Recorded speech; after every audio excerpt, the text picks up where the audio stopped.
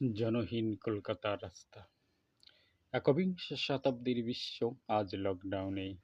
সব আন্তর্জাতিক সীমারেখা ভুলে বিশ্বে একটাই দেশ, সবাই যেন মর্মাহত, কেউ কারো পাশে পারছে না দাঁড়াতে।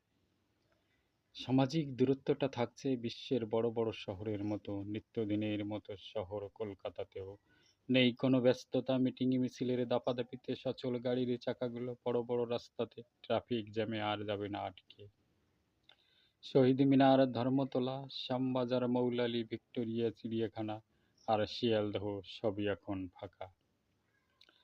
লোকের ভিড়ে কুলি মার্কেটের দেওয়ালের গায়ে পান গুটকা খেয়ে যায় না দেখা পিঠ ফেলতে। কলকাতা শহরে এখন আর আসে না গ্রাম থেকে শহরে ট্রেন বাস ভরে জমায়েত করতে। এখন তারা ব্যস্ত সকালে নিজেদের পরিবার বাঁচাতে। কোনো রকম এক মুঠো খেয়ে আছে তারা সকলে ঘরের ভিতরে। গ্রাম আর শহরের পাড়ায় আর বস্তিতে যাদের পরিবার চলে এক দৈনিক মজুরিতে, তাদের কি হবে?